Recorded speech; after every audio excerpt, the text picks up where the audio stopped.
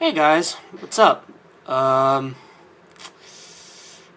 I'm a little bit nervous about this one. This is the first time I'm actually doing one of these because I have like stage fright and all that good stuff. But I don't think I'm gonna do these all the time for everything that I see or play or all that stuff. I'll probably do it every once in a while. So this may not be perfect.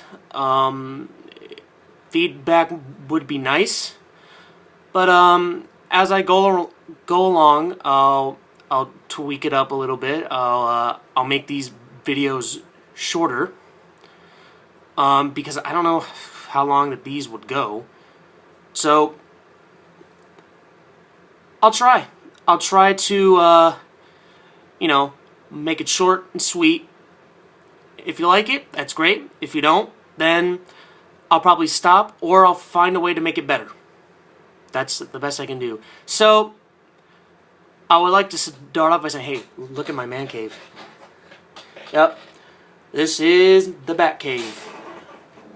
You mostly don't see me talking here. You mostly see me hiding behind words. So, alright, enough talk. So, I watched Looper today. I know this is kind of late because Looper actually came out like 2-3 weeks ago. So I know this is kind of late, but I finally saw it. If you don't know what it is, basically it is a sci-fi futuristic action movie. It's set in the year 2040. I think it's a 2040, yeah. And it follows a character named Joe, who's played by Joseph Gordon-Levitt, and he is a looper. And what those are is he basically kills people from the future, from the future, so it doesn't affect the past. So basically, if you fuck up and don't kill somebody, then they'll wreak havoc and time will get fucked up. And a prime example of stuff that gets fucked up in the world is sometimes loopers come across their future self. And when they do, sometimes they get scared, nervous, they don't really know what they want to do, so they hesitate, and at times they get away. And if they get away, everyone starts freaking out, throwing up their hands in the air, saying, "We're fucked!" So they do everything in their power to kill the futuristic self of the looper who's supposed to kill him. Sounds confusing. It's not. It's very basic on how they do this. So one day, Joe actually gets himself to kill.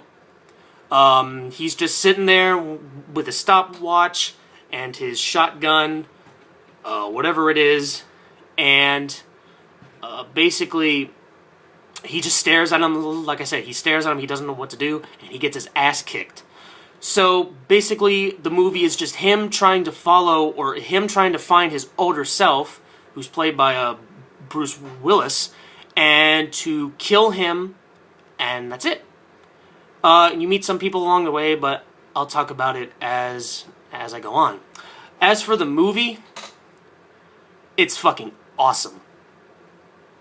I'm a huge fan of Joseph Gordon-Levitt. I've seen almost every single one of his movies, and every time I see him, he just impresses me more and more each time. I think he has the charisma, he has the look, he has the pose, and he can work with anything and anyone and make the movie interesting.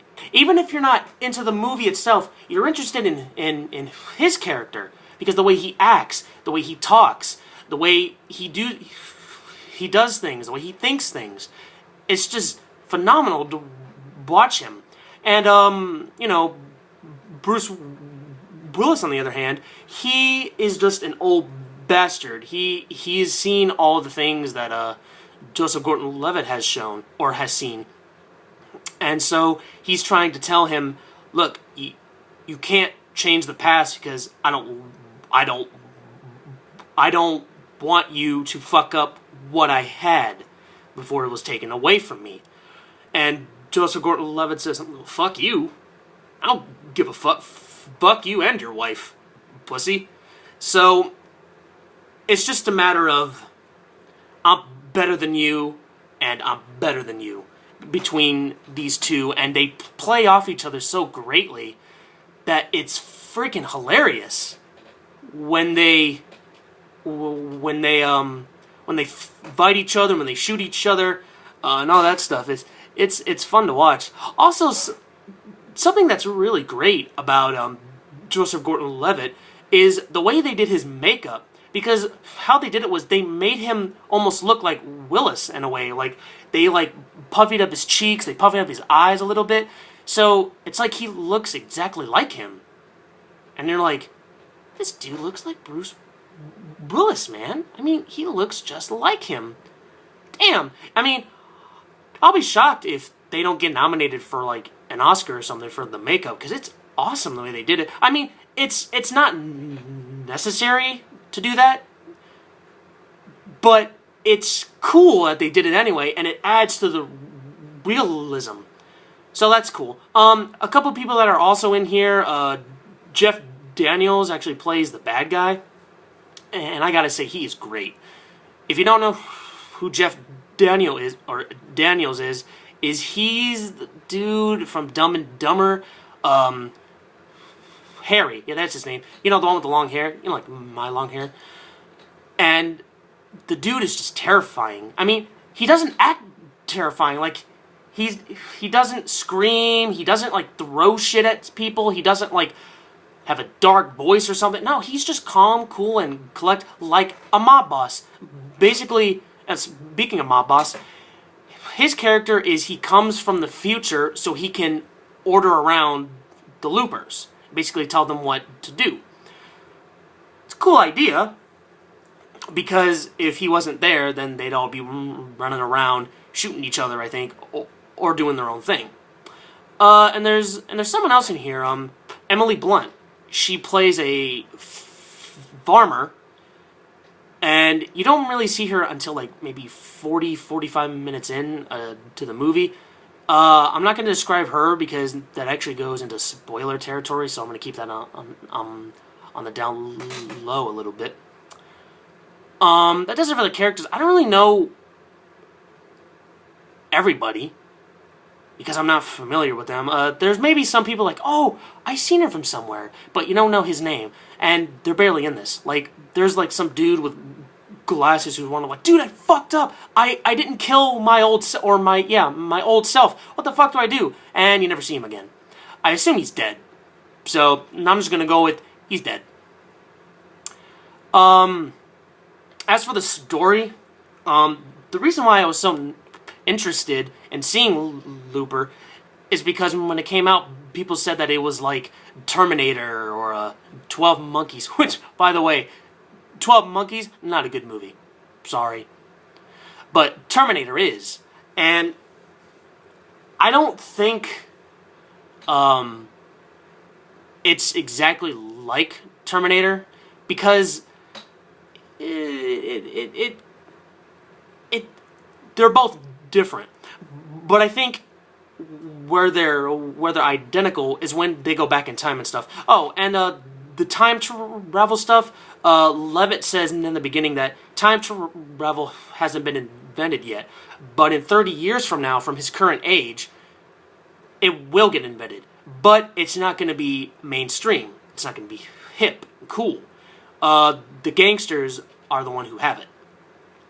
And they use it whenever they want to. They use it illegally. As for the story, like I was going to go on, it's pretty neat. I mean, it's kind of a, you need to stop him before he does this kind of thing. Otherwise, he's going to change the course of your future, your past, everything. That's kind of cool. I mean, it's been done before, but it's cool the way they do it. It's written well enough to keep your interest. Visually, I thought it was great. I thought it's a good-looking film.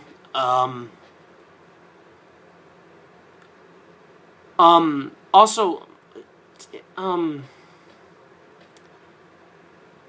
oh yeah, I'm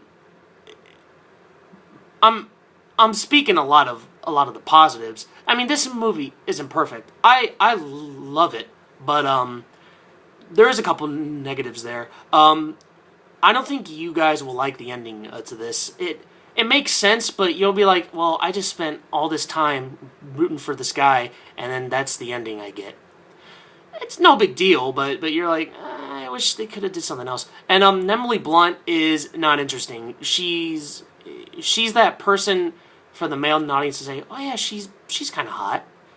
She is, but you know, I wanted her to do something.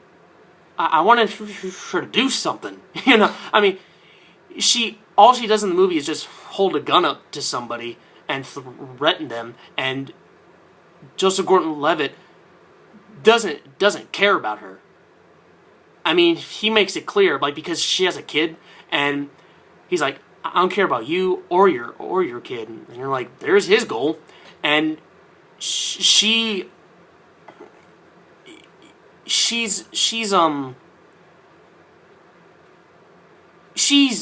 matters towards the end of the movie, but like I said, I can't really.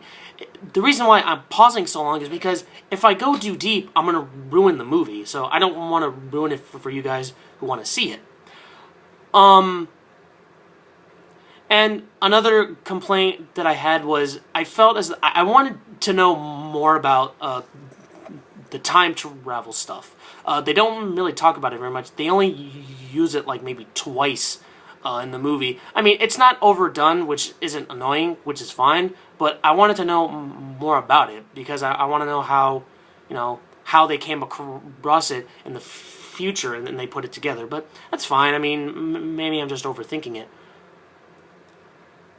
Yeah, I mean, there's not really much to say about it, really. I mean, if you like sci-fi stuff, which I do, and it's a lot of fun, and it keeps my interest for maybe an hour and a half or 2 hours, you should see this. I mean, it's a lot of fun. You'll love the performances. You'll love the action. I'll probably see it again sometime. I mean, I'd probably check it out when it comes on like TV or DVD. I mean, it's a good film. You should check it out. That's it. I know this review may kind of suck. I understand that. But like I said, the first video or the first anything is not going to be the best one. I probably have some hiccups, some things I need to change and maybe speed it up a little bit more. But I'll get better as I go along. But feedback would be nice. If you like it, that's great. If you don't, then I'll either stop doing it or I'll find a way to make it better, like I said in the beginning. Thanks, guys.